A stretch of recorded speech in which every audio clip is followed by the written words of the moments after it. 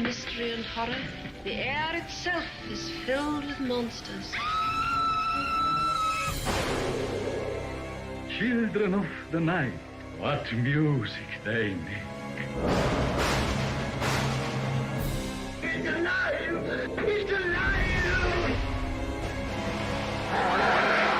Well, hello all you monster fiends, and thank you for joining us for another deep dive, factoid-filled episode exploring Hollywood's most famous monsters.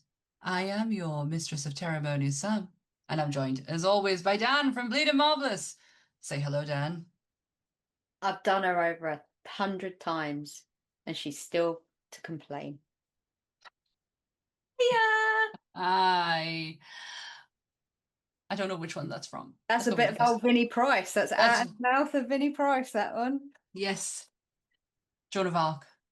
Joan of Arc. No. Was it Joan of Arc? It was either Joan or Marie Antoinette. I can't remember. I can't remember. He was obsessed with both of them. Anyways, hi everyone. Welcome to a brand new episode of the Monsters of North podcast. This week, we're doing double feature.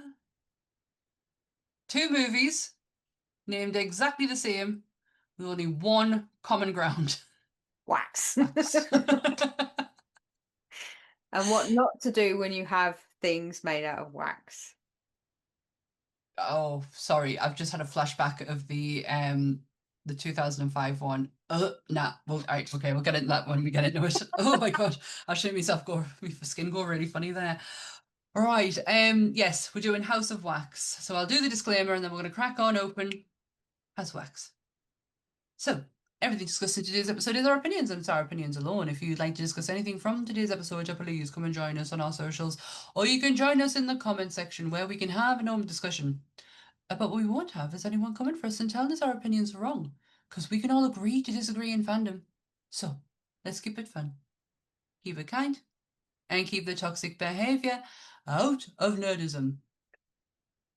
Don't be a dick. Merchandise coming soon. Yeah.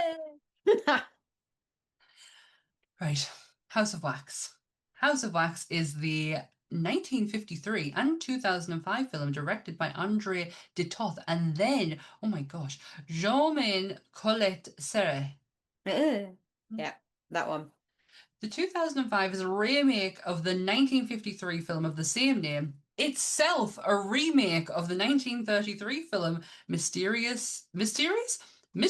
of the Wax Museum, based on the story The Waxworks by Charles Else Belden. The flesh is weak. Wax is forever. There's a reason they look so real. As Monsters of North brings you House of Wax. Oh. It's like, it's based off a movie, that's based off another movie, that's based off another movie, that's based off a book. Yes, it's Inception. This is, in turn, it's Inception, but with no sprout face Leonardo DiCaprio. Yeah, I've never heard you actually call him Leonardo DiCaprio, so I was like, whoa. I used to call government name. There's another bit I could add in, but I'll get done for liable if not. So. Yes, so we're just doing the 1953 and the 2005 one. Yes. Even though I convinced Dan a few weeks ago that the 1953 one had nothing to do with this whatsoever. In my head, I was like, yeah, I'm sure I've seen it and I don't remember it just being like a remake. But I was right. You were technically right. There's not really any correlation, but there's one commonality and that's it, really. There is, and there's a couple of little hints and references in it, but not a great deal. You could class it as its own complete, because the stories are completely separate. So yeah, we will start with the 1953. Yeah.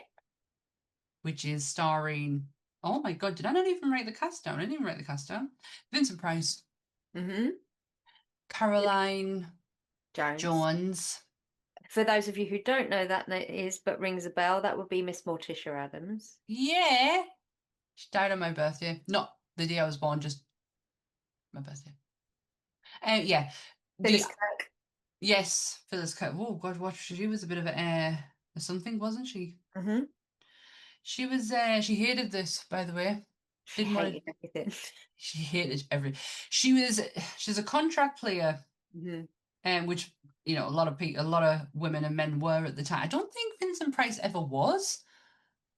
I think he was such a free agent because I he was a think, stage actor as well. yeah, I think he was one of the clever ones that managed to get limited contracts. So maybe he only had 3 or 4 films to fulfill, not like Mm, these poor women that were back in the day that had like 15 movie deals, 15 movie that they had to do, and they couldn't be released from it, so they were loaned out left, right, and centre till they completed their 15. But that was their entire career span at the time. So oh yeah, yeah, they would work them. yeah. Uh, so this one is centers around. So like I say, it's very different than the 2005 one. So if you're very familiar with the 2005 one, be prepared. This one has fuck all to do with that story. This is to do with a sculptor who has a museum. I'm Mm. going to try and break this down quite easy. He has a museum full of very famous people. Now, question, do you think there was actually people behind them, or do you think there were actually models? Because I never looked into that part. The first one or the second one? You know, That's- like the first museum or the second museum in First museum, when he's showing you around at the beginning, he's showing you all his work. sometimes the eyes looked too real to be masks for me on, and that was for both of the museums. Like Hmm. when they go up close to their faces, their eyes just looked like human eyes, and it Yeah. wasn't a matter of just glazing over some crappy old eyeballs that they're thrown in. They just looked like they were shiny enough to be wet. They were quite like, Hmm. I don't know. The eye, it was in the eyes for me on all of them. So it'd be a testament if they were fake that they looked that real, the eyes. But you could tell the arms weren't real or the torso wasn't real, or Yeah. it was odd. Like there was just bits of it where their facial expressions would be to the point of where you were like, that's Especially not, Marie Antoinette. yeah, and that the whoever did the I say prosthetic work because we'll get there, but like whoever did the models of the faces, Hmm. um freaking hell, they were very well done. I mean, Carolyn looked like Carolyn. Yeah. Um, um, the like Phyllis's looked like Phyllis. It was absolutely creepy. Like Yeah. how There's some, well. there is some really freaky, creepy moments in this. Mhm. The thing about this film was, though, it was a risk. It was a massive risk, wasn't it, for Warner Brothers? Because Warner Brothers was not one of the bigger studios at the time when this came out. Surprisingly not. It was like a little brother or a little sister or a lowly cousin to like MGM. MGM was ruling the roost, and Paramount was coming up and Universal was starting to come up. So they had all these other big places, and Warner Brothers wasn't really banging out the ones that we know them for now. So they took a risk with this movie because they weren't really au fait with horror as to speak of at that point either. No. So they were kind of testing the water. And then obviously they went and did the thing where they decided, oh, this thing seems to be all in fashion. We're going to give it a go on this movie because, we'll sink some money into it and see what happens. So they decide to make it a 3D film, don't they? It's shot both in Technicolor and 3D, which for the time is not heard of, both done Simultaneously. together. Yeah. Yeah. Uh-huh. And they did really look at what Universal Studios were doing and was like, how do we take that and make it better? We add color and a Yeah. lot of it, and we make it 3D. And even though, could you tell at any point that was a 3D film? There was 2 points when they threw things towards the camera. I was like, well, I know what that's for now. But there was one bit in the opening where they're having that big fight when the fire's happening, and he throws a plastic mace at, at the other one, and it hits the camera, and you see the camera wobble. And I was just like, that wasn't intentional, but they I obviously couldn't saw. afford a reshoot because of everything that happened at that point. But they sunk a Oh lot God, yeah. they sunk a lot of money into this for those times. You got to remember this is 1953. You're coming off the back of the Second World War. It was not even 10 years out of when it finished. Mhm. So they were riding, there was a lot of people riding back off of Pearl Harbor and all that sort of stuff. So it was a weird time for movies. So the fact that they weren't doing war films at that point, they wanted to give something different because obviously Yeah. it was still too real for people. So they went, right, okay. They sunk In 1953, they sunk 658,000 of, and now on conversion, that's 7.9 million into making this 3D Technicolor thing work for the film. They had no idea how a horror movie would go down because they weren't even sure if it would be something people would want to watch, namely because Vincent Price, this was his first ever horror film. So he didn't have the provenance that you know him from. No. Unless you were a stage goer, then Yeah. you knew he was. But at this point, he didn't have the back catalogue that he has now. He was going into this as a new guy. And so they had no idea if it would be a success or a flop. But for them, because of everything, this was their biggest grossing movie from initial budget to box office. It went uncontested for a long time. They originally made at the box office 19.6 million in 1953, which translates to 238 million in today's. So you're talking it's up there with some of the biggest hitters we have coming out the doors now. Wow. Of a 7.9 million investment in That's today's crazy. money to 238 million. Absolutely insane on a maybe and a wing and a prayer, which I thought was insane. Yeah. It may not have had any famous Universal stars in there, but what it did have This was was was a friend in none other than Bela Lugosi, yeah. who does not star in this movie, has nothing to do with this movie, but he did help promote it. But it came from a selfish place because he was also promoting his own movie at the time. That Yes. happened the year before, which I've never seen, and thank God I've never seen it because this sounds absolutely god awful and atrocious in every way. He got out at the premiere of this movie, he got out of a limousine with a gorilla on a lead. Oh God, yeah, A yeah. guy dressed as a gorilla on a lead, and it was to promote the movie he'd done the year before, which was called Bela Lugosi Meets a Meets Brooklyn the Gorilla. Brooklyn Gorilla. Yeah. I was So like, I don't ever want to see that film. Never. no. He Never, was never, in never. and also while he's doing all this, he's in his vampire cape. Yeah, because obviously the guy just wouldn't. I think he was so afraid people wouldn't know who he was if Yeah. he didn't wear it. It became like a comfort blanket for Lugosi. So, but I completely understand that. And if you go back and watch our Dracula episode, we do break down, and we will do another episode where we talk a lot more about Bela because we only have scratched the surface of that man's career. But so Vincent Price was very good friends with Bela Lugosi. So was Peter Law. Is yeah, it Peter Law or Peter Laurie. Lorre? I've always said Laurie. I've always said Laurie, and then when I did the Maltese Falcon, I ended up calling him Law throughout the whole thing. But I'm sure it's Laurie. But them two, they were very good friends, and they were heartbroken when Bela passed away.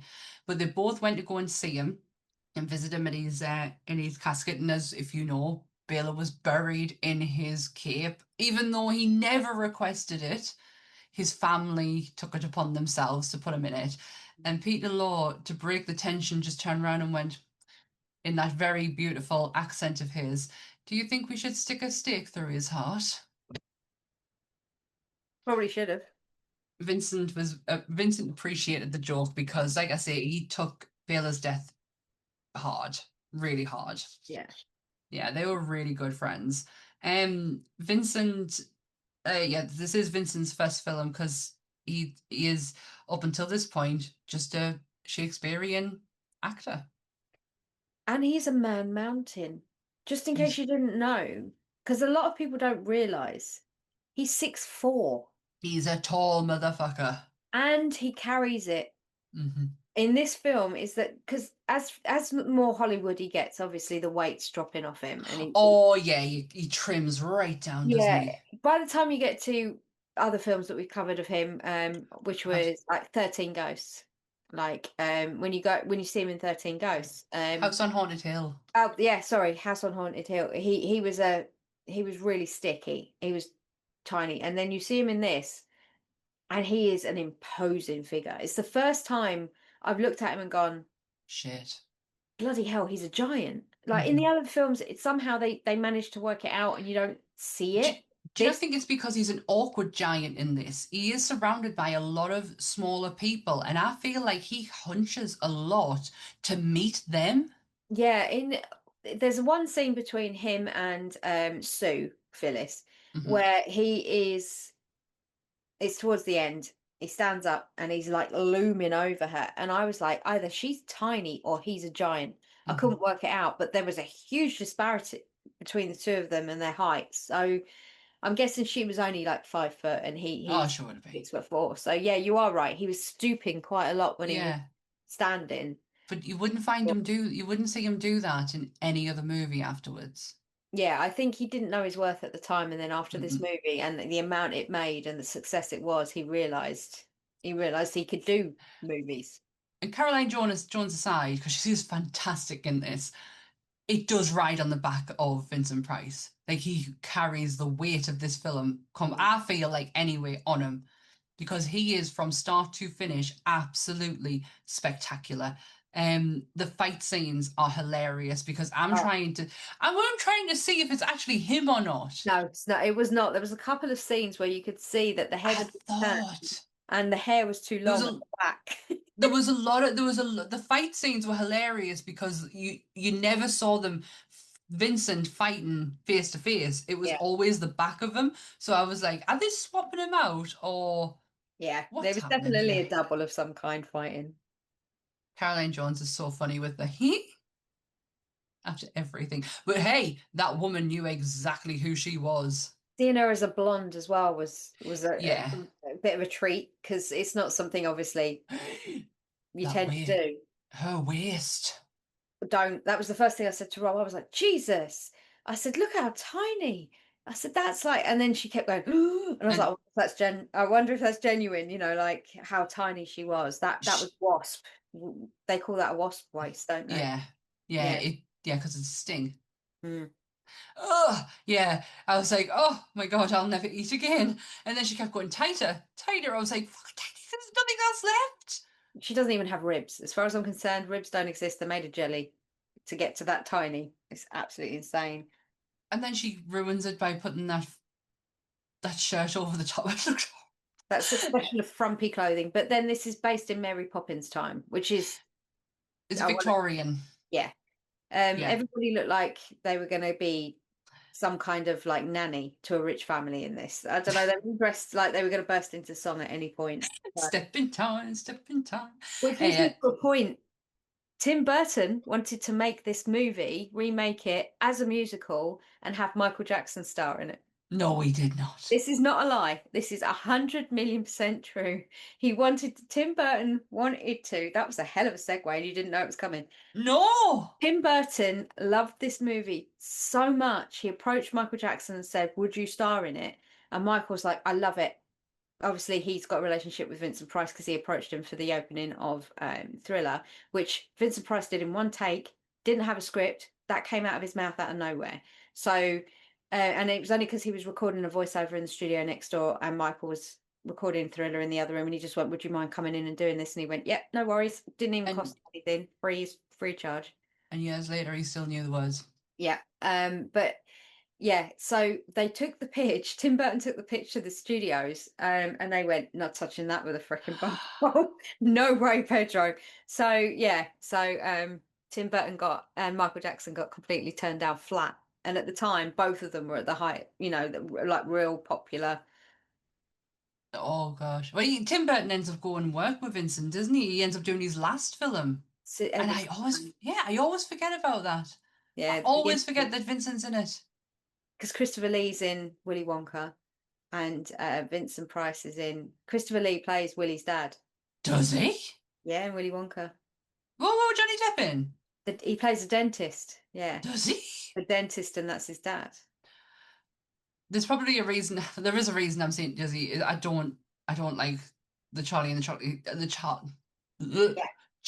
Chocolate Factory story. I don't like the Jane Wilder one. I don't like even though I am looking at, and he technically is not mine. I have the McFarlane, Johnny Depp, Willy Wonka figure, the 18 thingy one. It's my sister's.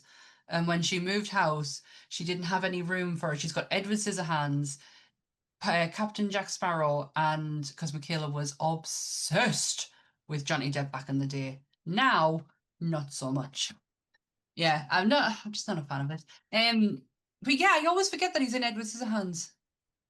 Yeah, so the fact that that was a thing, I had to, like, I read it and I was like, no, I'm going to fact check that. And I fact checked it and it came up multiple places. So I'm not Facts. saying multiple places can't be wrong, but when you're trying to like due diligence something, I did, Yeah, and it came up. So I am thankful that this was never a thing, because I don't think I would have, as much as it looked like it was going to lend to them bursting out into song. I'm glad they didn't, because it would have taken away everything yeah.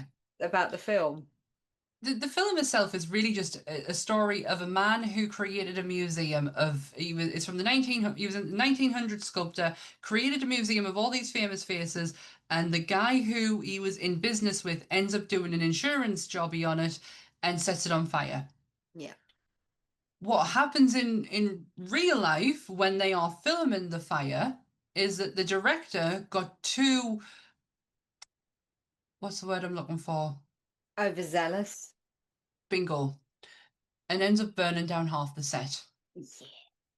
Yeah. But he said we can't afford to lose the basically they didn't have enough film to make Hmm. it to the end of the movie if they had cut, so they needed to roll the scene and that was it. It had to be this. They didn't have enough to do another take or anything.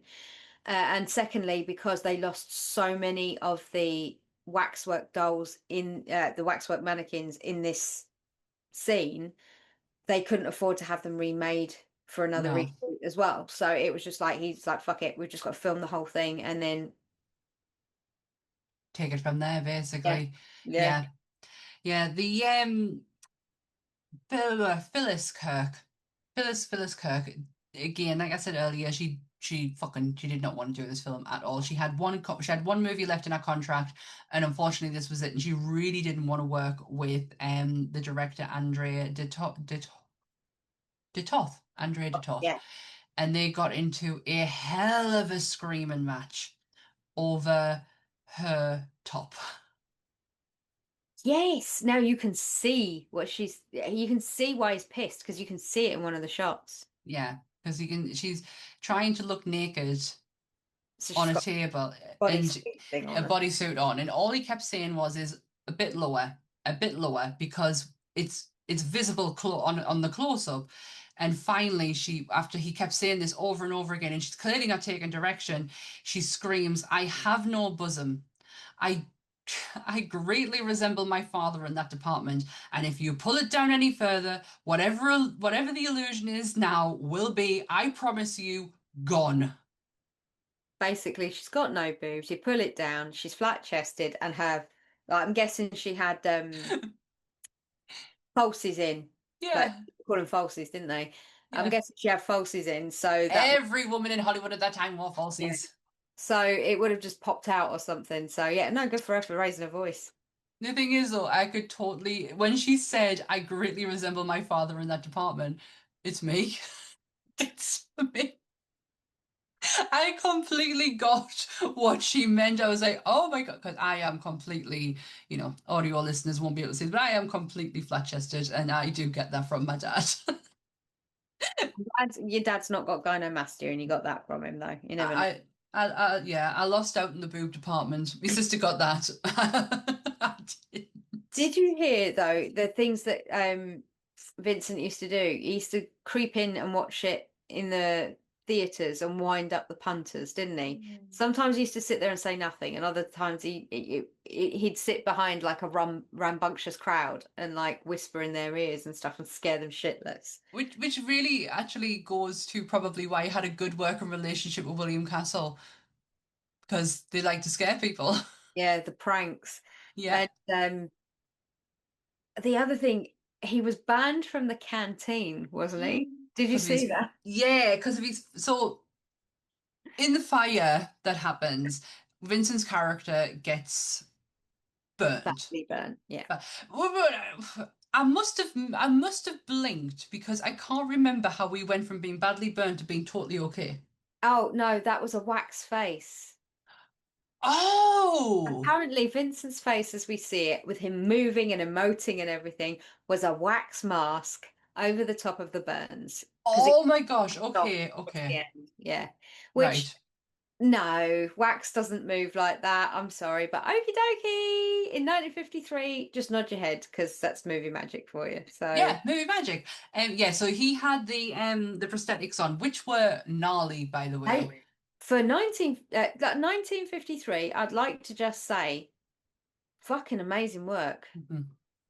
Yeah. Absolutely brilliant work for prosthetics to look the way they made it look. Okay, but it's not in any stretch of the imagination factually correct, but No, but it was in yeah. it give the correct illusion. You are correct. Like I don't want. The thing is, it was a big burn over a lot, so the Yes. paleness of it would be quite accurate because it was more pale than it was pink. Yeah, but then they don't really give you a time frame from when the guy absconds with the money after he supposedly killed him in the fire, and then he's romancing the guy that set the fire for the insurance is romancing Morticia, Yeah. and then Morticia's really excited to go on her next date with him because he's got $25,000, which in them days might have been the equivalent to almost like 100,000, I imagine. And then she's talking to Phyllis Kirksu about like what a lovely man he is and how she really can pick him, but she chooses him because he had money and he's a bit older Hmm. than she'd like and all this sort of stuff. So they Oh have, yeah, she knew herself. yeah, they're quite an earnest conversation, and then it's like we don't know from the fire to that conversation with Morticia where the hell we are in the time frame. Was it a year? Was it a month? Was it a couple of days? Because the way they hop into that fresh murder of him in the new museum, I'm like, okay, I'm confused It's how long this. yeah, Yeah. because yeah, because there's a 10-minute interval, And so what took place in that 10 minutes? which was bizarre for the time. People, an interval would only take place in a play. It wouldn't take place at a cinema, and especially for the time that the movie's on for. They were Yeah. like, it's so odd. Why are you having this 10-minute interval? But then it also messes the timeline up. But I heard there was a reason for the interval. And it was that they were worried that people wouldn't be able to concentrate with the 3D. And because they all had Oh, 3D okay. glasses on. So they were Okay. concerned that people wouldn't be able to concentrate. So they wanted to give their eyes a rest. No, Uh, okay. so that was one of the many reasons I saw. The other was because they liked the theatrics of it, given an interval, and they thought it made sense within the context of the film. It didn't, but It didn't. it didn't matter because people were still going and buying tickets and watching it. Oh, yeah. It's even if you actually watch the version that's available to watch, the 10-minute interval comes up. You don't Yeah, get 10 minutes. no, I generally thought I was gonna.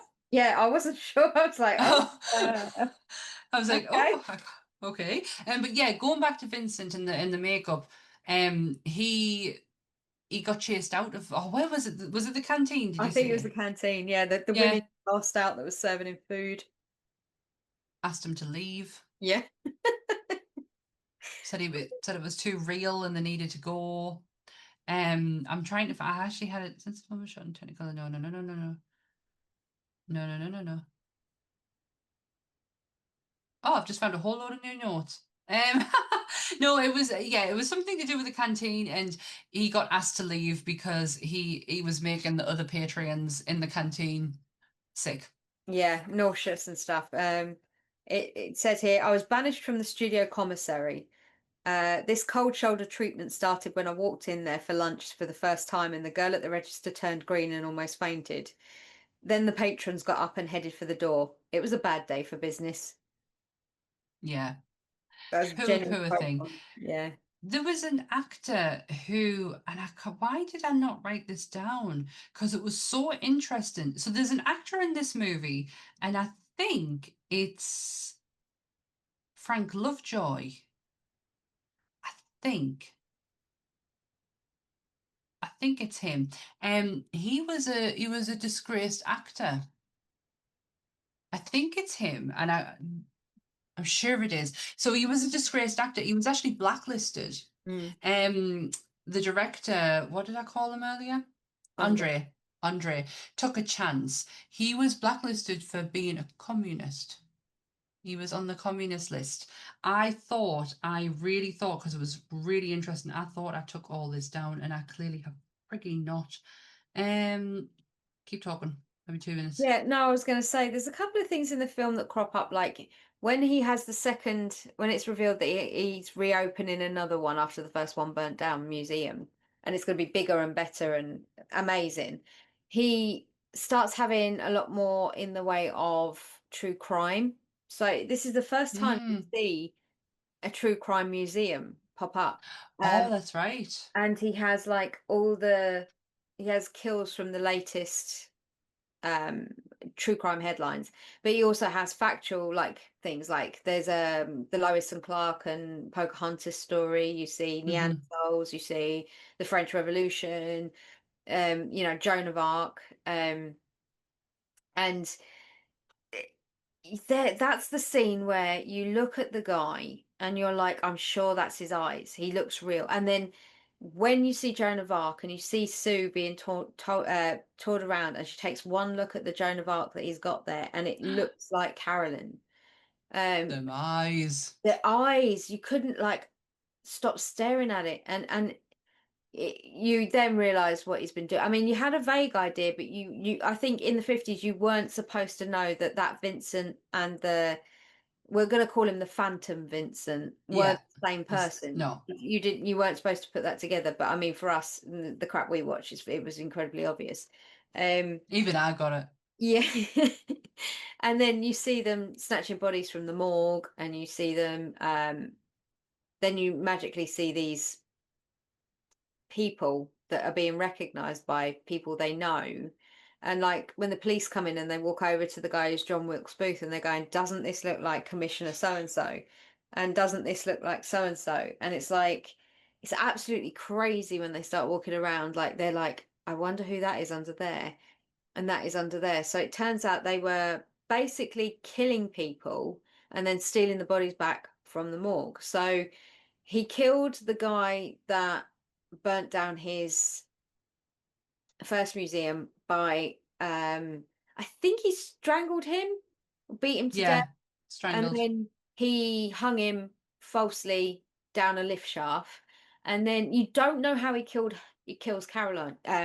No, you don't find out. You just see a silhouette of her laying limp in the bed, and Sue finding her, and that's all you see. But then the way that he preps her to yeet her out of the window. It's insane. Of the morgue, which, by the way, this morgue was on the first floor, and I've never known a morgue to be up that high in my life. Usually they're in a basement area. Yeah. Also, Sue did not fucking milk that death, by the way. Oh, I didn't enjoy that. I will say it was. They didn't need to make multiple scenes of her questioning the waxwork over and over and over and over and over again. It's yeah, from the first time we get it. But I understand from a mindset of trying to set suspense and trying to set the scene for horror. This, again, Warner Brothers' first real venture into horror. Yeah. They're not really sure what they're doing. They're just hoping they're getting it right. Yeah.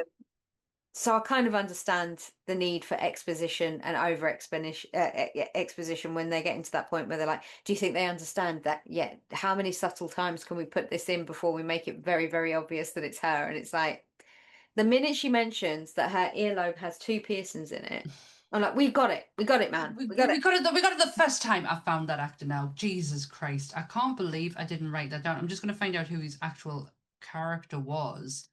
Because it's going to make no sense if you don't know who he is. There's the one guy they come up to he made a waxwork of the first guy that got frazzled in the electric chair, William Kemmler. He was the first guy to put to death in the electric chair in New York, just in general. But wow, yeah, I read about this. And the execution was botched so badly because they didn't know what they were doing. It took 8 minutes. for the guy to pass away, and that was true story. And the fact that they put him in there was an odd choice for me. I was like, you've picked that out of nowhere for what purpose? Because unless it was like a morbid fascination, there really wasn't much morbidity in his true crime other than that guy and the guy that was thrown down the lift shaft, because the others were, like I say, moments in time, like Cleopatra, Marie Antoinette, Joan of Arc. But then he did choose the Joan of Arc pose where she's tied and burnt at the stake, you know, that whole pose. So I suppose there's that. But yeah, that one always just stood out at me. I was like, that's an odd choice. Why is that person there? I don't understand the correlation of the need for that person. But then Well, the actor I was talking about is Nedrick Young, who played, I've just had his name up, he played Carl Hendricks. I can't remember who that is, but he caught my eye because he was blacklisted while he was doing this film, and they did take a massive risk on him. He was Sue's boyfriend, I think. Beard, black beard. So during the Cold War and the McCarthy era, Red Scare led to a widespread witch hunt for communists and their sympathizers in the United States, resulting in Hollywood blacklisting. He was one of them. Now, he is actually a very esteemed actor. He is he's one of his films, The Defiant Ones, is an Oscar winner. He has received multiple awards for his work. He wrote he won the Edgar Award for Best Motion Picture Screenplay. Like he had a name, like he had things to back it up with. And after the whole thing calmed down and settled down, in 1960 he actually went and sued the Motion Picture Association for 13 years of blacklisting. He was not successful. Really? Because I suppose it all comes down to, can he prove that that's why he was fired and not for any other reason, I suppose. Yeah, he wrote Jailhouse Rock. Really? Yeah, The Defiant Ones, he wrote that, so he technically won an Oscar for that. His acting credits go all the way back to 1943, and he ends in 1966 because this is around the time he's in his blacklisting era. But yeah, he then goes on to write Jailhouse Rock, The Defiant Ones, Inherit the Wind, and Shadow on the Land. So he becomes a massive writer. Oh, who's that? He was married to Elizabeth Hendon McRae. Good for him. She looks really pretty. Television actress. Yeah, that caught my eye, and I can't believe I didn't actually write it down, but I'm shocked at my memory that I actually remembered it. I also remembered that Warner Brothers tried to recreate this again, because in anybody's infinite wisdom, they always think to themselves, oh, we've done it once, we know what we're doing, we'll try it again, and we'll know what we did wrong the first time, so we'll be able to do it the second time. Well, they tried to repeat it with the 3D success because they think that that's what sold the movie. I don't think that was the case. I think it was because it was an unknown horror, weird genre choice thing, you know. It just hit at the right time.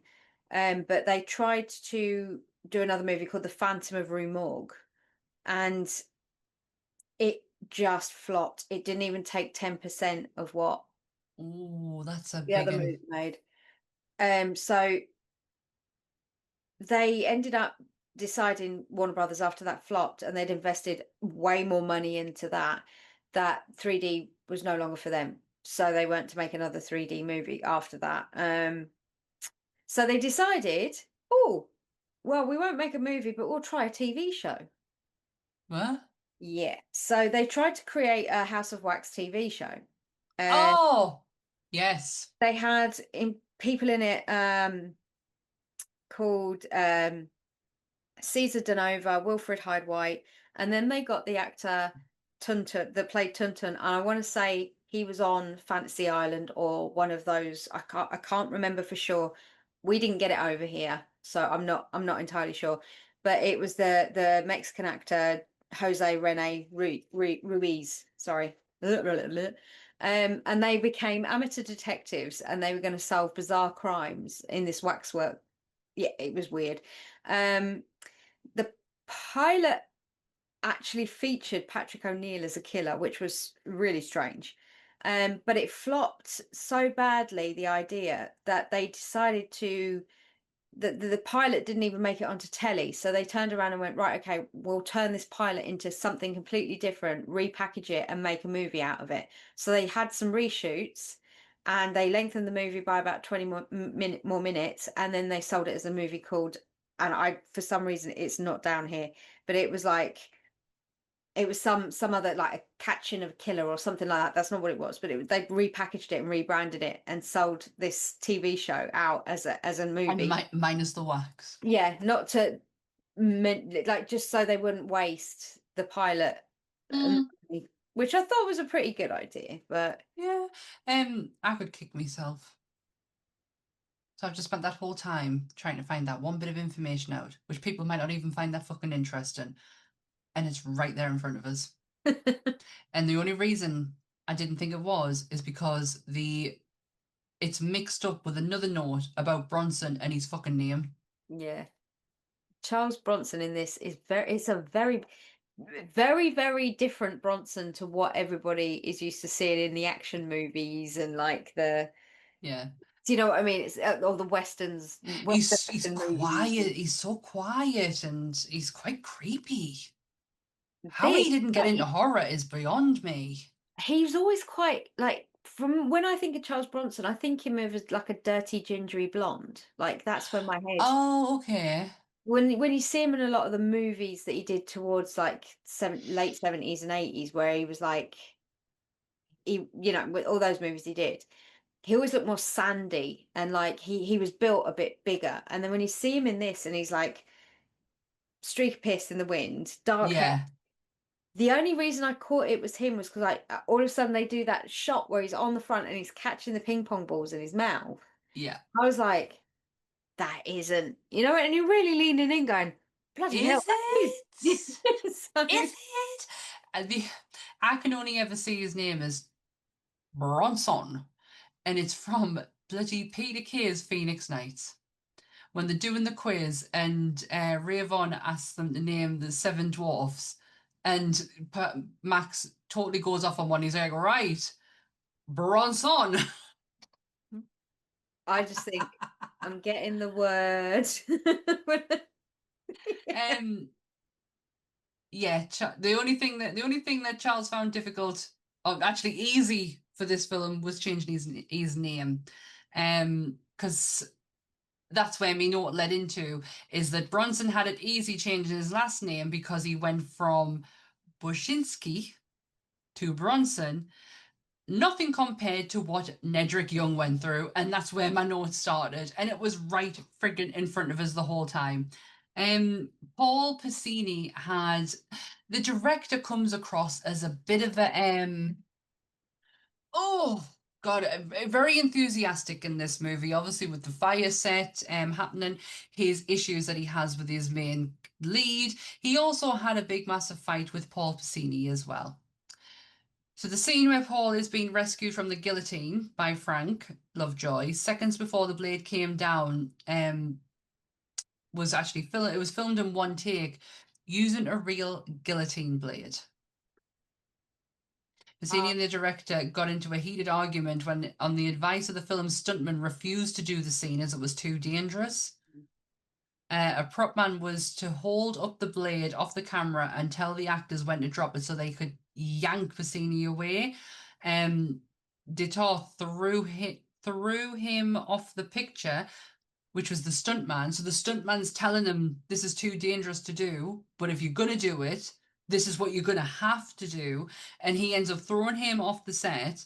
But several days later, on the order of the studio head, Jack L. Warner, Toth recalled him, and the prop department modified the guillotine to make it less dangerous. After examining the guillotine, Piscini said he would do one take and no more, and that is exactly what happened. It just sounds too enthusiastic, like it's... Yeah, the thing about him was though, I mean, what made me laugh when I found this out, and it's not something to laugh at, but it's just that I think it's the level of irony that comes with this fact. It's the fact that this was all filmed in Technicolor, all filmed in 3D, but Andre was actually blind in one eye. Sure.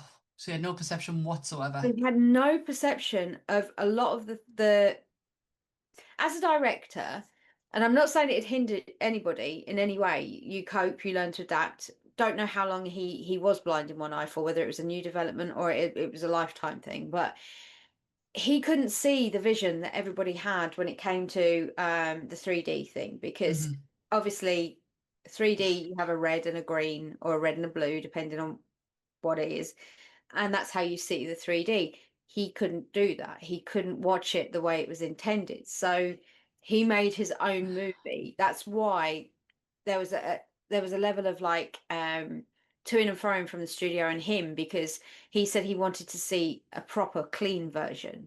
Hence why you have the Technicolor and why you have the 3D version, because Toth didn't know what he would have been shooting if he hadn't seen the dailies in Technicolor Right. compared to the dailies in 3D, because he had no perception of what he was looking at. Oh, okay. Yeah, it was an interesting fact, but apparently it did make him occasionally more less. It made him less forgiving to the other more able-bodied actors. Yeah. He could be quite cruel or quite short or quite harsh with I them. don't think he would ever pull that with Vincent, though.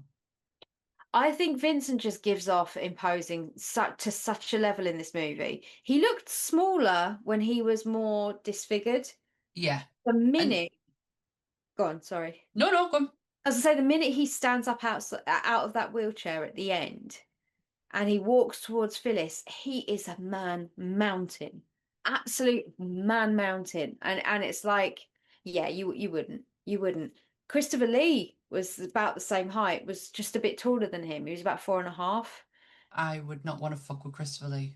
But neither of those two at that height, especially like I say with Vincent being as, I'm not saying fat. I don't want people to think that that's what I mean. No, He's he's got just this not as build. lean. He's not as lean as he is in Yeah, later movies. I could tell instantly he wasn't. He is a bit bigger than what it's the only way you can put it. He was a yeah, bit bigger than how you remember him in House on Haunted Hill, and I feel like that is like the main. If you think of Vincent Price, you think of that beautiful, elegant cut suit where it is, and he is so lean and he's so tall, and his presence is like amazing. But in this, he's frumpy. yeah. But I mean, it's like he carries it because of his height. It works, Oh yeah, it does. and that's Um, what gives off the imposing, just more of an authority, just more of a fear. And I could see there was a scene where you could feel it coming just before this happens, where you hear the dripping tap, and then the cherubs are swinging, and Phyllis is in there, and she goes and turns the dripping tap off, but she can still hear something, and it's his wheelchair squeaking towards the door, and it's filmed in like silhouette and like with suspense. But I kept thinking to myself, I bet that was creepy as hell. yeah. For 1953, I bet that was so creepy, that scene, and it was well done. It did have like, even me being as desensitized as I am, it did have that suspenseful feeling to it. You Yeah. could see what they were doing, and you could kind of understand that if I was somebody in the cinema in 1953, that would horrify me, and I probably wouldn't sleep. Nope. Nope. I was just checking actually because you mentioned about how the audience would have reacted. And I was just seeing because you know what? The color in this, like the actual cinematography and the palette that's used, reminds me so much of Phantom of the Opera. Claude Rains' Phantom of the Opera.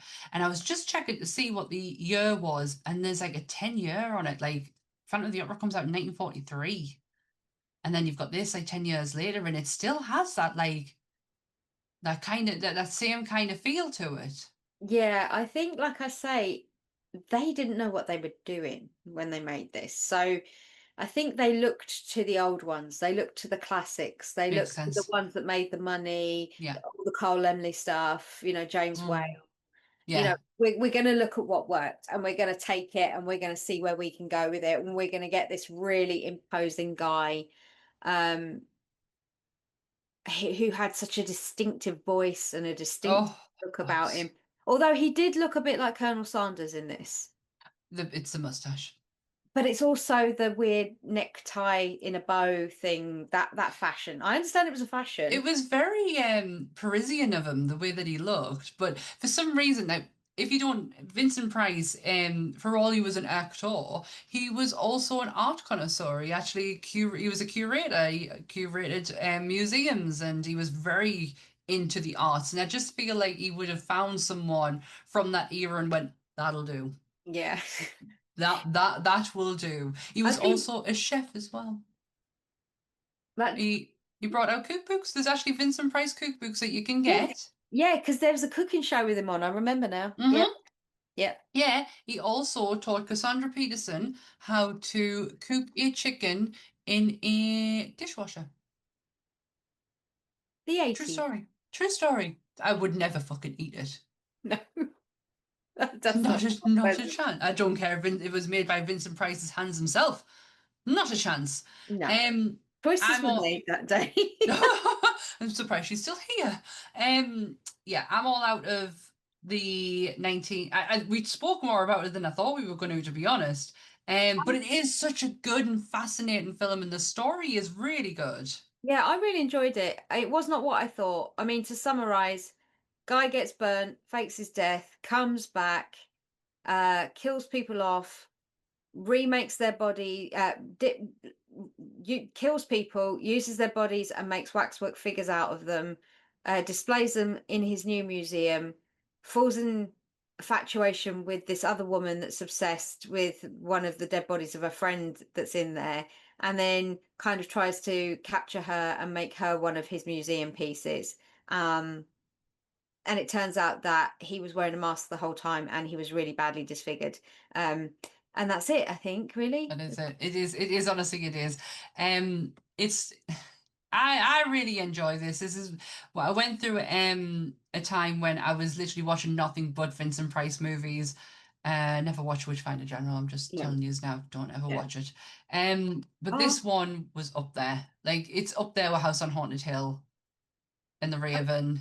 And I think it's because it's his first one. You see, like how easy this was for him. It's effortless. Like it is absolutely effortless. And then it just comes to the point where you think to yourself, Christ man, are you trying or are you just naturally this good? Apart from Witchfinder General. Yes, we shall never speak of it again. It's not even him. It's just the whole thing. Ugh, so bad. Yeah, I'm all out in 1953. Let's move on to 2005. I watched it today for the first time ever, and right at the beginning, Chad Michael Murray comes on my screen, and I went, "Oh no, man, I'm not." And he's moody little bitchy little, and I was like, "Oh, I'm not putting up with this shit all the way through this film." And the minute he turned it off, my interest picked up again, and I thoroughly enjoyed Chad Michael Murray in this film. He was a real dick at the beginning for sure. This had a budget of 40 million, and I will go into why it was so big. And it only took 70 million. Now that's a 30 million profit. However, they were expecting way bigger sales due to the cast, the lineup, the amount put into the publicity to drive the movie, all the ad campaigns that Paris did. Oh, bless her heart. And she put some of her own money into this as well. Yeah. As we talked about before in Repo, she did the same in Repo. She paid for costumes. She gave them her own clothes. She put money into it to get it distributed or to get it funded or to get it moving again. That woman in this movie didn't bug me as much. No, not at all. Now, when the film came out, she kind of annoyed me in it because you were basing everything off Simple Life. Well, it was the persona that you were force fed by the media at the time when she came out. So the fact that, like, I know we talked about it with Sam Munster about how the most cleverest thing they did was watch Paris die as the whole publicity maneuver for the movie, because she knew she was made out to be a hated character, or a caricature of herself in real life.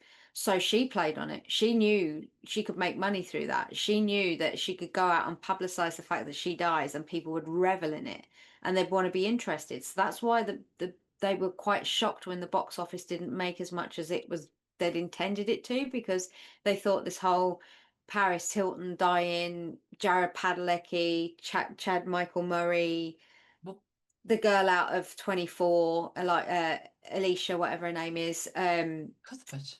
Yeah, just the list of the people with the nows and the who's of. But at the time though, Padalecki is not the Padalecki. He's Gilmore Girls Padalecki.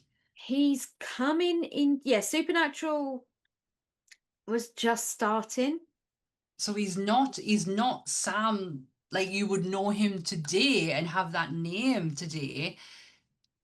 There is an episode, and it says, and I don't think this is right, but it does say that the episode of Supernatural was 2005, which was the same year that the movie came out of, that they had Paris guest star in the episode of Supernatural, and they make jokes about House of Wax in that episode.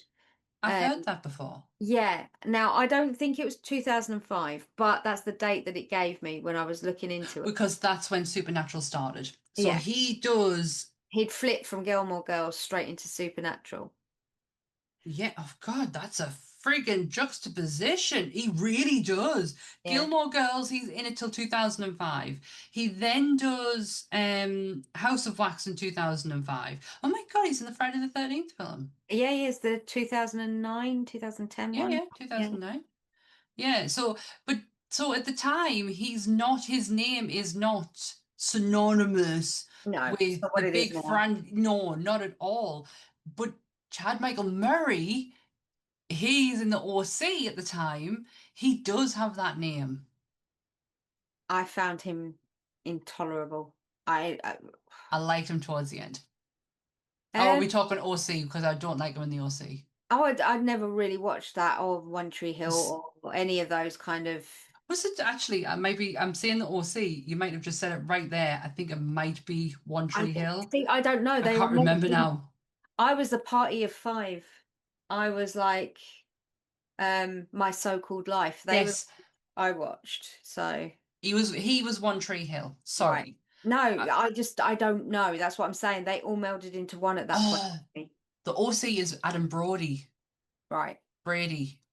Yeah, from Jennifer's Body the other week. Yes, yes, One Tree Hill. So yes, and used to watch One Tree Hill when we first started seeing each other, and that was what, nearly 20 years ago. Yeah, so I used to kind of flit in and out of it, and I couldn't stand him in that. But he is the one thing that made me. It had nothing to do with Elisa Cuthbert or any Paris or anyone. It was him. He made me want to roll my eyes in the back of my head and for them to permanently be stuck there. But then he kind of turns it around.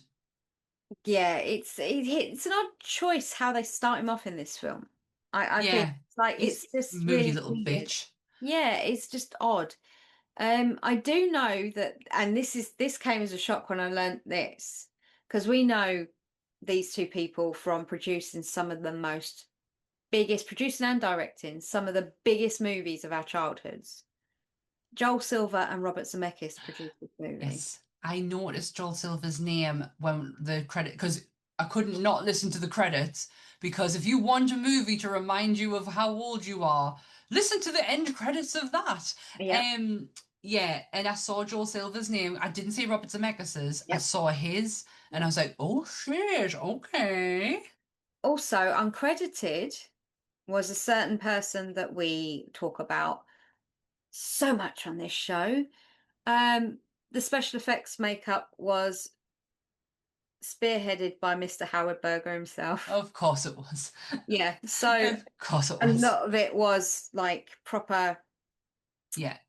Insanely done. I want to say hats off for what they did there. It was just that was one of the conditions that the director had, Jamais. He insisted that the practical effects be used as much as possible, and only use visual effects if absolutely necessary. Yeah. They approached the character of Paige. That was the sister, wasn't it? That was Alicia Cuthbert, was it? Paige. Yes. Yeah. They approached a couple of No, people. Or I was that thought Paris that Paige? was Paris. She Yeah. was Harley? I don't. Did you know Harley? Molly? one of them? I can't Um, remember what they called. they approached Jennifer Connelly from Labyrinth, and they also approached Kate Winslet for both of them for the part, and they both turned it down. But Jennifer Connelly then went on to film Dark Water. Oh wow, okay, you were right, it's Carly. I thought they were saying Molly or Yeah, Harley. It's Carly. Paige so is Paris. Paris Hilton. I can't see Kate Winslet doing that or Jennifer Connelly. They're both very strange choices for that character because she seems to be very sexualized, whereas these two are known for playing very. Also, all I keep thinking of is they're too old for the role, In but they wouldn't have been. 2005, I don't But know they how wouldn't old have they would been. have been. No, but like No. they play very I don't know what the word is. Not innocent characters, because she did that story of those two girls that murdered the parent with Melanie Lipinski. She was in that movie. I can't remember what it's called, Kate and Her. And it was based in New Zealand or Australia, and they killed the mum because she was stopping one of them from having a friendship with the other. And it's an amazing film. I can't remember what it was called, but Do you know there's not a film that I ever watched with Kate Winslet and go, that was shit. Um, The Reader is probably one of my favorites because well, I didn't see that Melanie coming. Lipinski was married to Jimmy Simpson. Oh shit, it's Rose. If you said Rose Yeah. from Two and a Half Men, I would have known who you meant. Yeah, Melanie. Obviously, she's now married to John Ritter, isn't she? John Ritter's son, or John Ritter. I can't Is he remember. not? Yeah, is he not a junior? I can't remember if they've got the same name or it's the Or is son's it got Jason? Jason. Jason Ritter. Yeah, she married the son of John Ritter. John Ritter, everybody knew from Full House. Was it Full House or Three's No, Three's Company? Company. Yeah, Three's Company. I knew him from Stay Tuned. Oh, yeah. It's like my Yes. mom's favorite film in the world. Also Eight Simple Rules. Right. Kaylee Cuckoo.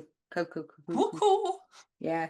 Um, the movie itself also suffered a fate very, very similar to the original film, not the original, the 53 film, Yeah. where there was a huge fire, Yeah, started by a candle. which is ironic because the movie's about wax. Yeah. The whole of the town that you see that they stumble into was built Yeah. sheerly for the purpose of this film. Hence why the budget was so large, because they thought, we'll make this entire little town, little village, from scratch in this place. It says here it was constructed in 10 weeks. It was modeled after a real town in Eritrea called Asmara. It was built by the Italians in Africa during World War II, but it was more modern style than it was the Art Deco style that they used. But yeah, it was all built from scratch based off the idea of this original place in Eritrea. And it was in 2004, they were doing a reshoot or a ground test, and there was an accident with the candle. It set fire, and it took out, because this was filmed in Australia, and it took out a whole section of the scenery and the set. A couple of the crew members got badly burnt. They had to shut the highway down because the smoke was so bad it like blocked vision on the road. It was horrific.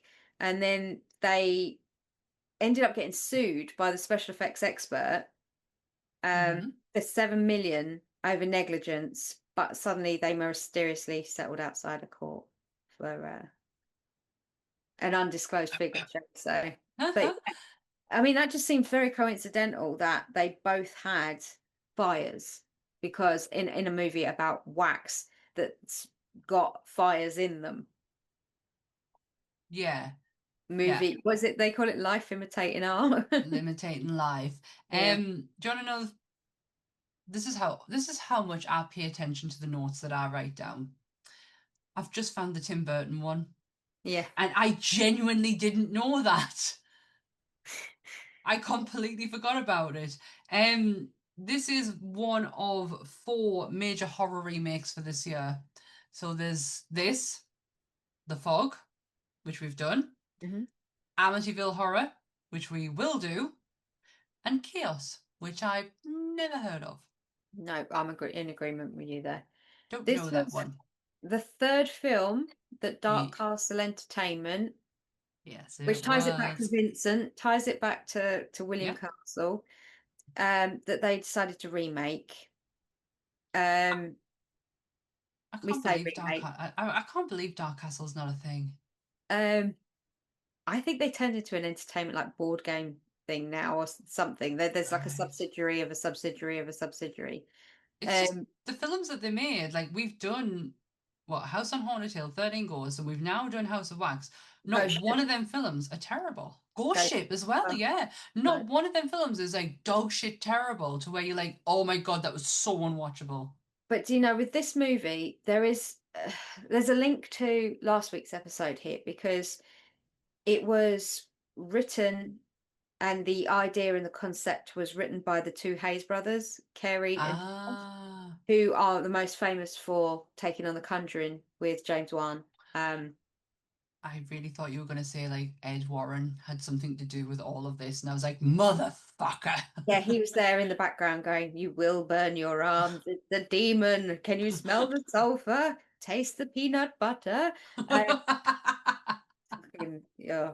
I know. I just got a feeling that for the rest of the year, that man's going to haunt me. Yeah.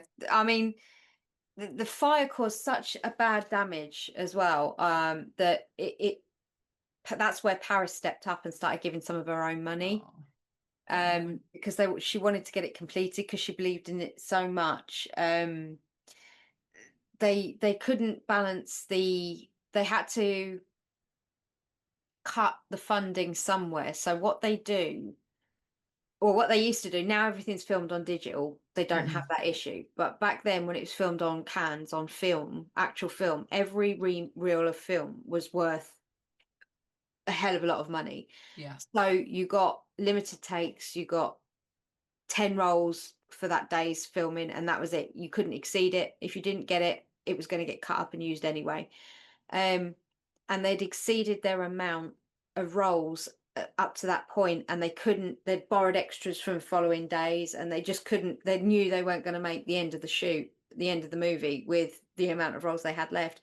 So Paris went, "Don't worry about it." And she just bunged in an extra load of cash and got them an extra load of film cans to be able to finish the shooting. So Honestly, you just want that woman on your side. You really do. yeah, and that's what people don't realize. If she's fighting for you, you'll be fine. Yeah. Yeah. Honestly, there's nothing wrong with that woman's performance in this movie. She fits in with that cast perfectly. There's no difference of, oh, okay, there's Paris Hilton. She clearly doesn't know what she's doing. When she strips, holy shit, she is fine. Um, but and her death scene was pretty horrific. Oh God, they really did the work on the death scenes in this I one. bet she asked for it though. I bet she asked for the most brutal death going. Yeah. I mean, if you look at the deaths, you had her partner Padalecki. her partner got completely like throat cut with a knife or a dagger was in his throat or something like that, wasn't it? Padalecki. No, Paris's partner. I can't remember. Oh shit! Yeah, he gets it. Yeah, he He gets goes it. out of the tent and then gets his throat slit and then gets stabbed with the I'm sorry, but Paris Hilton is standing in front of you, half naked. She's trying to tell you something. I don't care if that woman started quoting, scripture to us. I'm not going outside to go and turn the music on. Is he for real? And why was the music outside of the tent? You could have just brought it in, man. Also, It was a portable CD player. yes, it was. Yeah, like what you could what you I mean I did not understand. I could not understand why that was more important than the half naked woman sitting in front of you. The theories are she was going to tell him she was pregnant. That was what the theories were. fan theories of what she was going to say to him. Oh, okay. So then you go to, I think the next death of all the people is the Padalecki death, isn't it? Padalecki's first. Padalecki gets the chop first. Oh, does he get it before? He gets it before him? Jeez, I didn't realise that. Yeah, because then you go to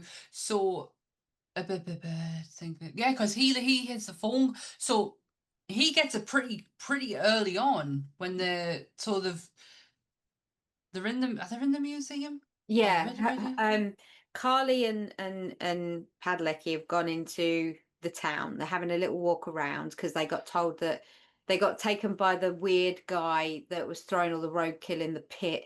And then they get given a lift by the weird guy into the town because he said, "Oh, don't worry, there's a gas station there, and they're going to have parts for your car," which coincidentally had been his fan belt or his drive belt had been completely massacred in his Mustang. And may I say, that was a bloody travesty. How dare they ruin such a nice car in such a way?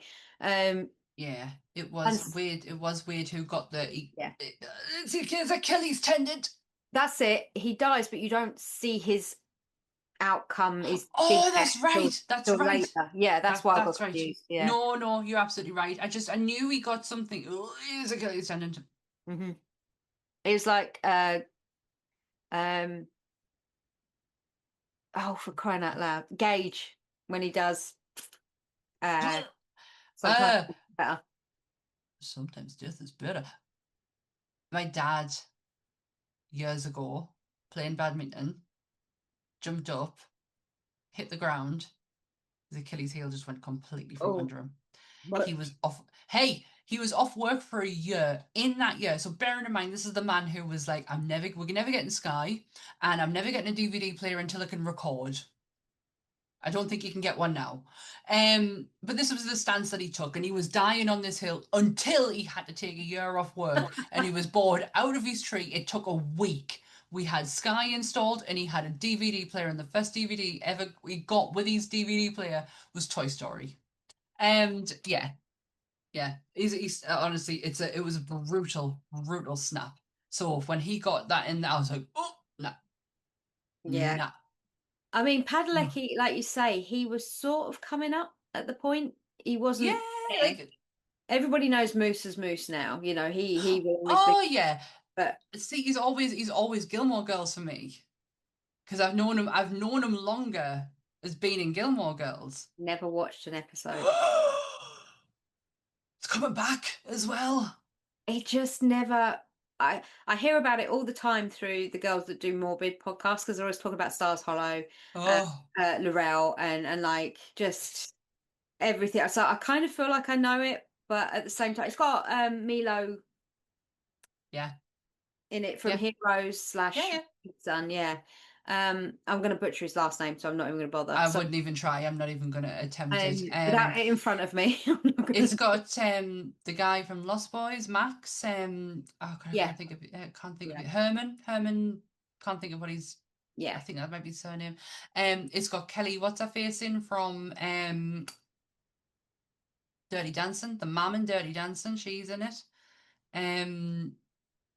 Lauren Graham. Melissa McCarthy starts her career in Gilmore Girls. I don't know. It's not my normal cup of tea. Oh, it's just thing. beautiful. You just want to live in Stars Hollow. But what gets you is even as a seasoned Gilmore Girl fan, if you haven't seen it for a really long time and then go back and watch it, you forget how fast they can talk and you cannot keep up with them until your ears finally attune and then you're in the Gilmore Girl thing. But yeah, they talk so fast. They say that. They say Mhm. that actually. They've said, you really have to be in a right headspace to sit and watch an episode because otherwise you blink and you miss it. Oh yeah, them too. It's a and yeah. It takes you a while, but you do finally tune into it. Yeah, one of the girls actually said they had to have subtitles on for the first season. Get that. So they knew that they weren't, they were getting what they were paying for, if you know what I mean. But do you know what though? Once you get into it, it's so normal. It's only them two. It's only the two Loreleis, Laurie and Rory, who actually do it. The rest of them talk at a normal pace. It's even got Sean Gunn in it. Yes, yeah, and I because know, yeah, I have only ever known Sean Gunn as Kurt from yeah. Gilmore Girls. Yeah, it's got a hell of a cast. And obviously, Padalecki is in it until 2005. He is I think he's Rory's first boyfriend. It's like the first love of our life. And he's a And shithead in it, isn't he? he's not the greatest. I mean, to be honest, Rory doesn't pick the greatest men. But he's like a young husband. He ends up getting married really young, but still pursues Rory while he's married and manages to blame her for his marriage breakdown, even though he pursued her. Padalecki. Um, yeah, I could go. Once again, we're finding out not only am I a huge Dawson's Creek fan, I don't want to wait for our lives to be over. I did watch the reunion as well. I couldn't. I saw the video of James Van Der Beek and I thought, do you know what, that will just break me, so I'm not going to watch it. Do you know who he looked like? So sad. Patrick Swayze. Remember what Patrick Swayze looked like towards the end? I think the thing is, with James Van Der Beek, we're so used to taking the piss out of him, and there's that meme going around of when he was in Dawson's Creek crying. It's like this stand, yeah, it's the standard kind of thing. So you're used to seeing, as you are with anybody, when they are immortalized in movie or TV, that is who you think they are forever, because that's Yeah, what you consistently see whether you watch it on for the first time when it comes out or 20 years later. That's who you see. So to go from seeing James Van Der Beek that way to now seeing him in stage sad. 3 or 4 of Three. colon cancer, to the point of where he'd caught a stomach bug and he was actually supposed to be there because he was going to fly out. Oh, Michelle Williams sorted the whole thing. She completely arranged the whole reunion. He was supposed to fly out, but he caught a stomach bug, and the way he literally was, and this is going to sound awful, but they propped him up for the video call, and then that was it. That's all he could yeah. do. Yeah, he just that look on his face just looked so much like Patrick Swayze. That's all I could picture was them final interviews that he was doing towards the end, and I was like, oh, I really hope you've not gone down the holistic route. I really hope not. It's But Hollywood. hey, I do and weird things. also his personal choice. Yeah, Nobody in this world can tell you what treatment that you should be taking. That's all on you. mm. Um, but yeah, another case of Dawson. Um, yes, we were talking about the deaths, and then we've ended up getting all wholesome with bloody Gilmore Girls and Dawson's Creek. Well, Um, the Jared Padalecki one was pretty savage. He captures him, and then you see him take him down to the wax sprayer, don't you? And he sort of immobilizes him in the wax okay, sprayer. okay, Because obviously his ankles have already been slashed, so he ain't going nowhere. I must have been doing something in that second because I freaked the fuck out when Bobby goes up and touches his face. And he's like, I'll Yeah, get you out of this. And I'm like, oh, yeah. no, He'd oh, completely baked him alive in the wax. So at that yummy. point, he'd already, because when they went into the museum, which was coincidentally closed, that they technically broke into, he started playing on the piano as a piss take. Them two And have no boundaries, do they, whatsoever? um, and then so he gets, you see when the guys come through for a walkthrough to try and find them, and he finds, and he's like, oh, there you are, Wade, da da da da, and he's talking to him, and he's sat at the piano, and then all you see is his eyes and just sheer panic. I will say Padalecki did a good, like, please help me, I can't talk, Mm. I can't do anything, I'm absolutely panic stricken look on his face. Yeah, yeah. And then, Mm. like you say, Bobby starts peeling off the skin, and he's like taking The chunks of the wax. gruesome, and I should have known who did that makeup as Yeah, soon as that face came off because that was too fucking real. it was really well done. So good. We're calling him Bobby, by the way. That's not his character It's name in not this, his character name. but that's his name in Scary Movie. So he will always be Bobby. He'll always Um, be Bobby. yeah, and then you get Paris, she's running from the guy. She ends up in some sort of like a storage unit where they put all the cars from all the people that they've collected over the years. And may I say, that guy has a very good shot with a javelin throw on him, doesn't he? Like how he gets her, and then she gets basically a big pole through the face, It's a like fucking huge pole. and It. and Oh, that do you know what the worst part is? It's when it goes forward and she goes with it. yeah. But I Oh, still feel like that is a dig at Paris for some sort of sexual innuendo, hole in her face, kind of like read between the lines. head I don't going know. down. Going down. It just felt very tongue in cheek, and I mean, if she was clearly on board with it, so it wasn't a The problem. thing is though, when it, I know I'm going to gush over Paris Hilton again though. What happened to her? And again, what happened with? Now see, yeah, what happened with Kim Kardashian? What happened with Paris Hilton? Their videos got stolen and they got distributed. Same What? as Pamela Anderson as well. Yeah, the only difference between Pamela Anderson is she doesn't know what she was doing at the time in order to benefit from it. Hmm. So Paris and Kim did the only thing that they could. It was there's nothing they could do. It was out there. Mm. You just gotta own it. It's out there. But why the fuck should they not be making money off their content? Well, and they And looked that's what to they did. they looked to what happened with Pam, because they thought, right, if we fight it, what happens? This is what happens. Then, obviously, when Tommy claimed the rights to it, she couldn't have anything from it anyway. So No, they were like, well, do we end up in that situation, or do we just not contest it, and do we just put our hands up and go, yep? But they, that's what it felt like. It felt very like sexually innuendo, or like some yeah, sort of big but old.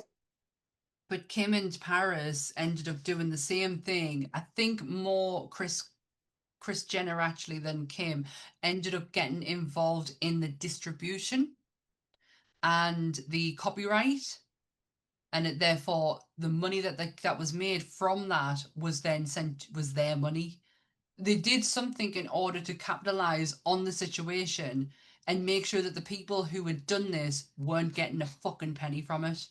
This is why No, everyone says that Kim Kardashian's mom sold her porn tape. yeah, She didn't. Well, she did, but she it was already out there. yeah. I mean, Someone was going to make money from it. they're not the most.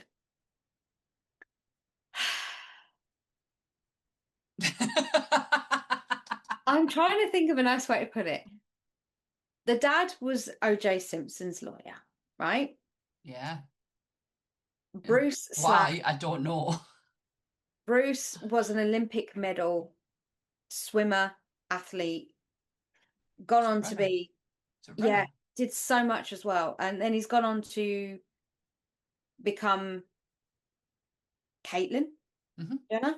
Yeah. And I must say, very extreme views in that respect. So another questionable question mark over the head of that. And then you've got Chris, who would sell a nana for a tenner, and the family, they have made their money, and I'm sure their business model works, and they're laughing with millions in the bank while I'm sitting here on a podcast running my business with two jobs. Do you know what I mean? So don't get me wrong, I'm aware of where I stand in this.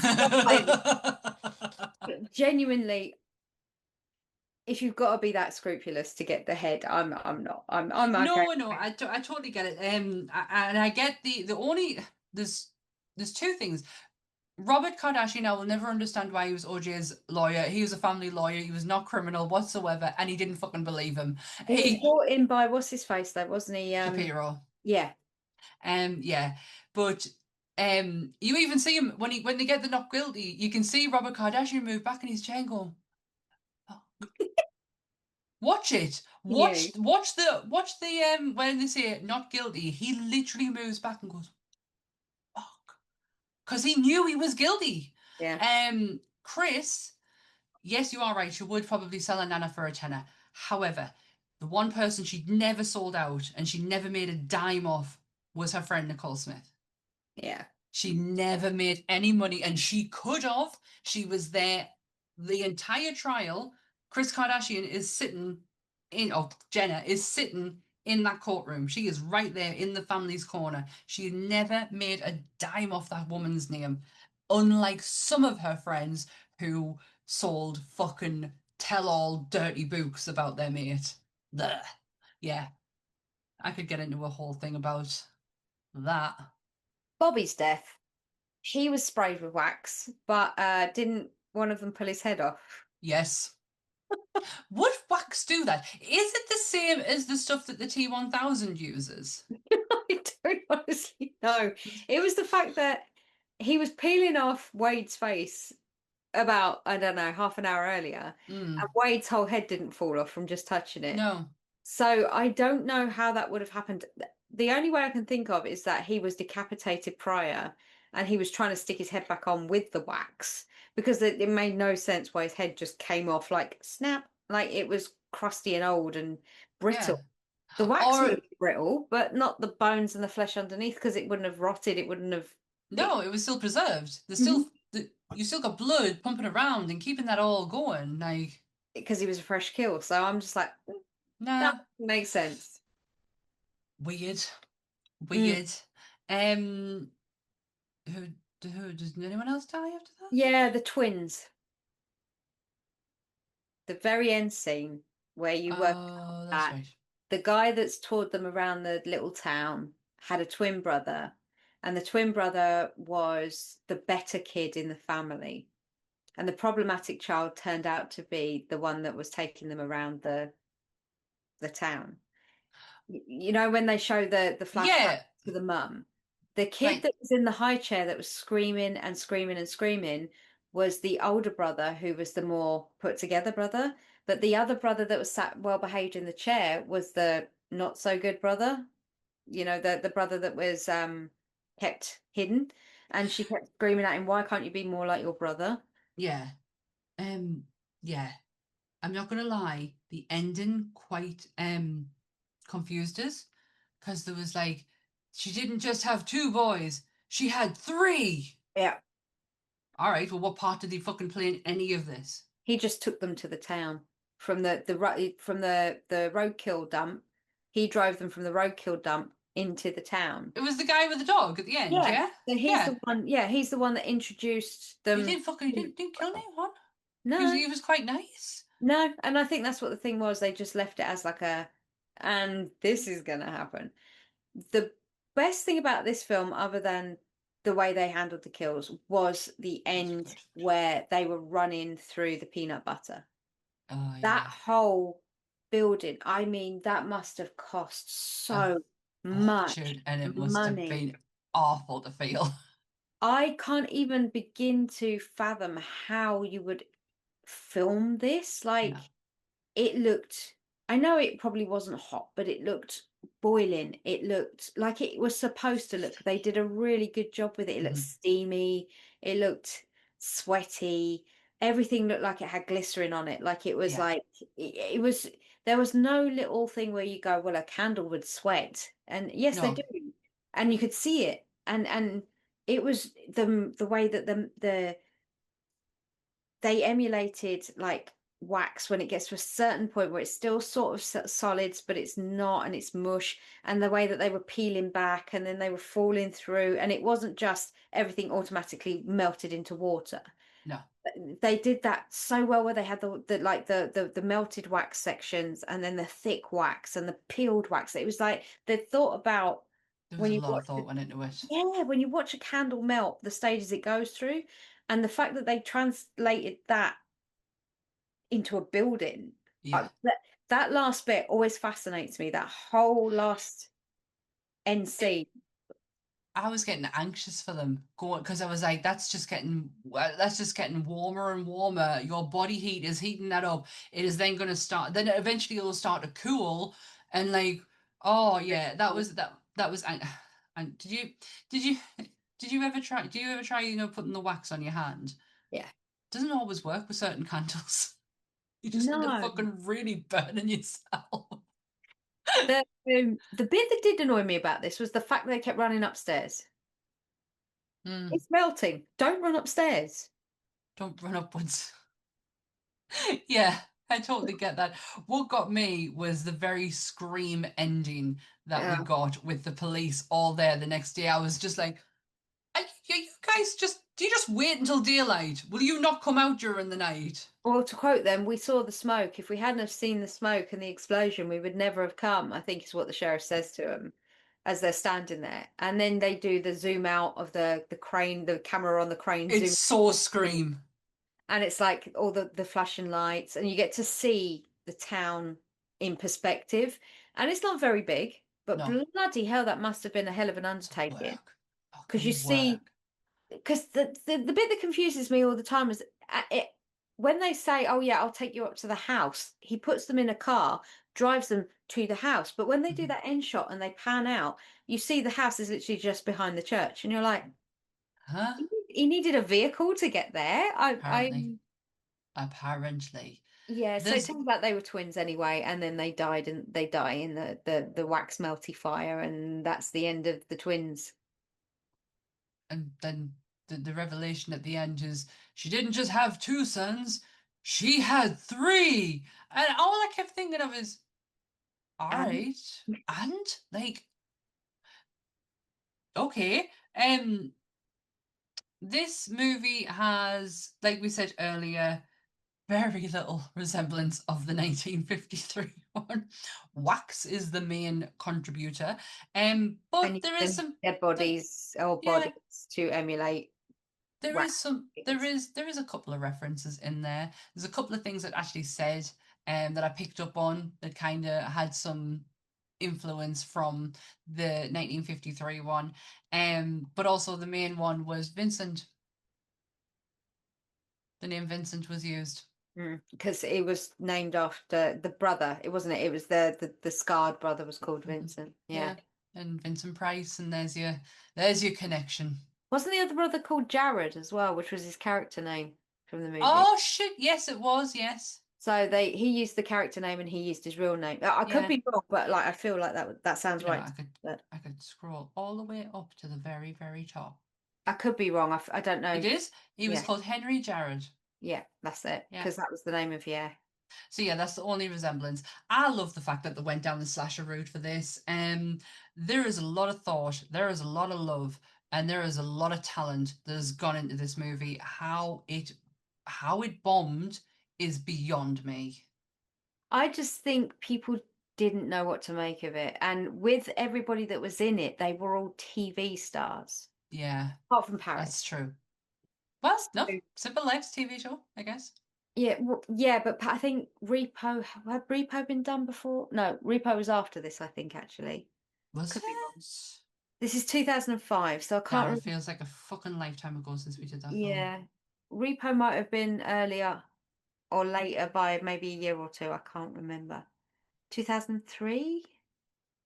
Repo? I'm going to find out. I have Google in front of me. 2008. Right, so it was after then, yeah. So this was her first foray into movies. Okay, so Not bad. yeah, Paris was just Paris. I mean, obviously, I say her first foray into movies. We'd seen her home movie, but like, you know what I mean? She was probably the biggest person on the roster for being the it girl, party girl, whatever they were called at the time. So yeah, Padalecki, TV, Elisha Cuthbert, 24, One Tree Hill, Chad Michael Murray. The only person that had been in a film, I think, was Bobby. He was in Scary Movie at that point. He'd done Scary Movie, so he was the only one. Oh yeah. He was the only the shouty boyfriend that did nothing. Yeah. He only gets smacked around by Summer Phoenix. That's it. Yeah. Which we've also covered, so please head back to that episode. Good episode. Oh shit. Sorry, my perspective was off there. I thought my cat was jumping at us.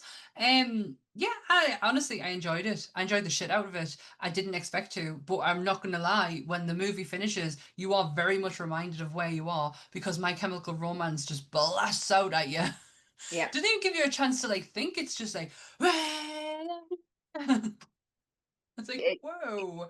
It definitely of its time. So it's a great soundtrack. Like amazing soundtrack. But what I found really good about it was the mixture, the use of sound, the use of music to score. What I found hilarious though was the score that they used for Paris's death almost sounded like a circus. Like something it just didn't quite fit the intensity of the scene. But yeah, there was just something about it. It was almost like do do do do do do like it was very funny. But yeah, I really did enjoy it. I did, to be honest, it wasn't what I was expecting. Right. I had this whole different image, not just the story itself. I had a whole different image of my head of how this was going to play it out. And I kind of mixed up probably 13 Ghosts and something else in there around the movies around that time, and thought that's what House of Wax was going to be. I really liked it. But did you? John Abrahams, that's who Bobby is. And he played Dalton. That's it, Dalton. Yeah. Bobby. Bobby. Did you get any 1-star reviews? Uno dos. What? Okay. Okay, so the first one comes from Letterbox, and it was left by 1/2 a star by Carl. Were they siblings or were they dating? We'll never know. Is that it? Honestly, it's been one of those movies where this has been, it's one of the most highly contested relationships. If you ever look at any of the reviews, everybody's like, were they brother and sister or were they like going at it? Either way, we need to know because we're all very confused. They made such a point of, we are twins. And because I'd been paying attention to that point, at the end, I was like, oh, God, isn't this refreshing? It's not a love thing. It's a brother and sister thing. But that cuddle at the end. That's what I'm saying. I'm just looking actually to see if they were in a relationship, because I bet you they were. It's possible. Which would be weird for them to play brother and sister. But then that's happened with Dexter, with him and Oh, yeah. No, his she's sister. never. They were married in real life. No, she's never been in a relationship with him. She was with a hockey player. Yeah. The second one was from Reddit, and this was left by Average 40s Guy. And he said, the best part is the end credits when they play Helena by MCR. Don't even give you a chance to accept that that's what's coming on. It's just yeah, it's just good night, goodbye, see you later. So long. Yeah, bye. And good night. Yeah. So you're like, okay, thanks. Right, I'll turn it off then. Or should I wait? I listened to the whole song. I did generally listen to the whole song. And they were good. Short and sweet. Short and sweet. Now, is your 666 Degrees of Jake going to be short and sweet? Ish. Are we ready? Oh, always. My favorite part. Are we sitting comfortably? Okay. Yeah. John Abrams played Dalton, but is most famously known for his complex portrayal of Bobby in Scary Movie. However, most recently, he played Dennis in a very teeny tiny movie called Terrifier 3. Jason Patric played Michael in Terrifier 3 and in Lost Boys. Corey Haim played Sam, his younger brother, but featured in over 50 on-screen shows and movies before his death in 2010. In 1997, he starred in an uncredited role as a gang member in Batman vs. Robin. Yeah. Dick Grayson. Oh, yes. Dick Grayson was played by Chris O'Donnell, who starred in the 1992 movie School Ties, alongside Brendan Fraser, Matt Damon, Batfleck, and Anthony Rapp. Anthony plays Lieutenant Commander Paul Stamets in Star Trek Discovery and also played Daryl in Adventures in Babysitting. It's been nearly a year, and that's the first time I've gone to Daryl. I was about to ask, is that the first time you've done a Daryl? It's the first time I've done a Daryl. Wow. I'm talking like I've seen this movie a million times. Once. I have seen Adventures in Babysitting once. Daryl's the naughty friend. Right, okay. I know who you blows on the window. He's the one with the Playboy. He's the one that's like, he's just the annoying friend that fancies Chris, the babysitter, and insists on tagging along and just making everything worse. Oh. So do you know, I should watch it again. I really did enjoy it. We watched Adventures of Babysitting and The Monster Squad all in one night. That was a good night. That was a good movie night. Don't ever watch the one on Disney because they cut it to shreds and it's Uh, terrible. There's two versions out there. There is Adventures in Babysitting, and also the other title it is known by in other countries, which is called A Night on the Town. oh, So okay. don't ask me. I don't know why it was renamed. I don't know whether it was for European audiences or for that's what its original title was going to be, but it got changed. But everybody knows it that I know it of as Adventures in Babysitting. So Good to know. Well, before we announce next week's episode, I just want to briefly mention that this week we found out some news on the latest scary movie. I am so excited for this. If you know me, you know I love a parody movie, and the scary movies are up there with the best of them. And next year we are having the part of the OG cast is returning. It's been confirmed that Brenda, and I don't know what Brenda's real name is. I'm so sorry. But Brenda and Sydney are back. Because Marlon Wayans has been doing the what do you call it? What's it called? When you promoting. He's yeah. been promoting his new film, Him, that he's currently in. And he has let slip what they're going to be referencing in the new scary movie. And there's been a lot of question about this and talk about this. And one movie that they're not doing, and I genuinely thought they would be, is not like I'm shocked. I thought they were going to do the Terrifiers. I think it's an easy one for them to fall into, isn't it? So maybe they probably will. It's a possibility David Howard Thornton will creep in the back somewhere and Just just just somewhere. yeah. So yeah, from what we know, Get Out was one of them. What was the first one? Feels like a lifetime ago that I made you watch that video now. Um, Uh, Gone blank, sorry. Oh, me too. Sinners was another one. That one I was like, okay, that's so new as well. You've Bear with totally me got, a second. you've I've gone totally blank. got. I've Me blanked. too. I made Dan watch a video that I did send her the other day, by the way, because I'm so excited for this movie. And the guy who did the video said, if there's ever a time that a scary movie is needed, it's right now.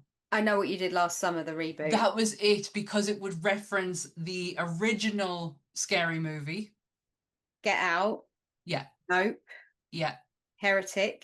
Heretic, that was the one. Because Long you looked legs. and went, oh, okay. Long legs and sinners. Yeah. Long legs. I can see, do you know what it is? I really can see what they would do with long legs. They would literally have someone with long legs. I can just picture it now. It's going to be very literal, isn't it? Yeah. It is. It's going to be so literal. Heretic is one that I was, even I'm you intrigued. looked at. Yeah. I mean, that's not going to be an easy one to tackle, is it? Like, No. I mean, there'll be a lot of like white people going into dangerous situations, just like the guy said. I can hardly, and then all you're going to see is Anna Faris running like, there'll be Just some nonsense. get that woman back in a scary movie. I cannot wait. Fuck Scream 7. I am all in for scary movie. I'm not going to say that because I'll get lynched, so I'm just going to keep my mouth closed with everything going on at the moment with what's happened. Oh yeah. Yeah, sorry. No, Sorry, just throw some salt in the wounds there. but they'll be here in April, so you know Exactly. Exactly. It's not like they're not coming. they're Or just not being booked. rescheduled. Yeah, it'll be fine. It'll be fine. You get Linda Blair. How are you? Come on, it's Linda Blair. Oh, we. How are you? Well, next week.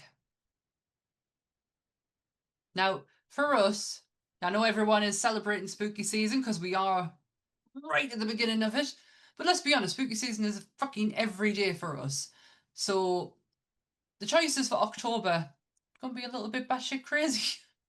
Yeah, because firstly, we don't know which way's up because Dan's got two back-to-back shows. Yeah.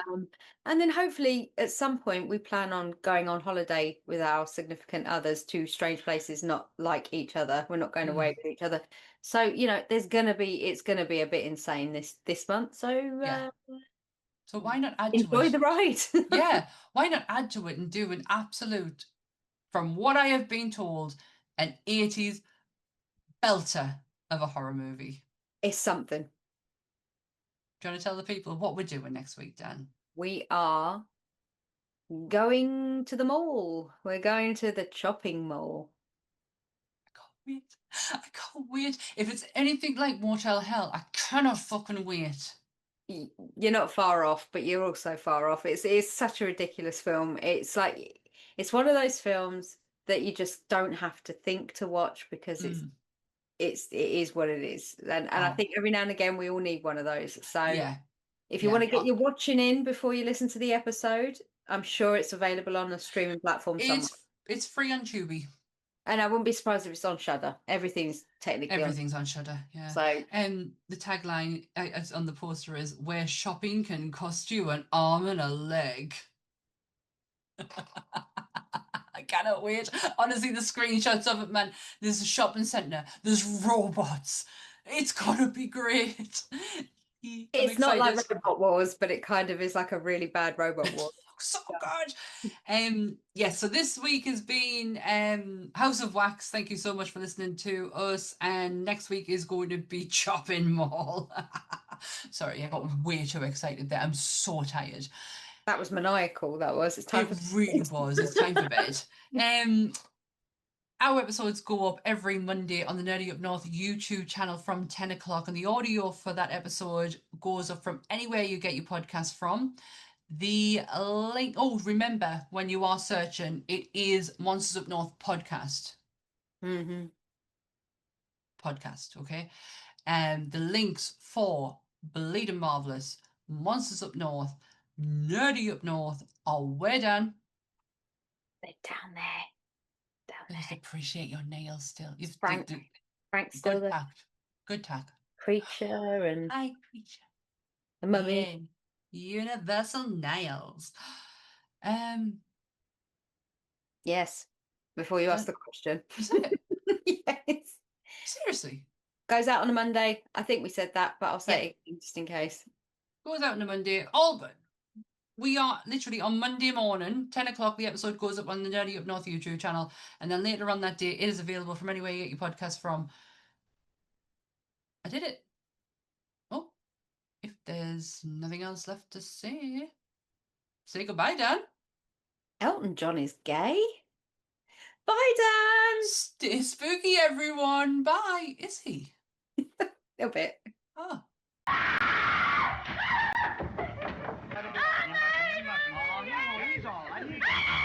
Please don't.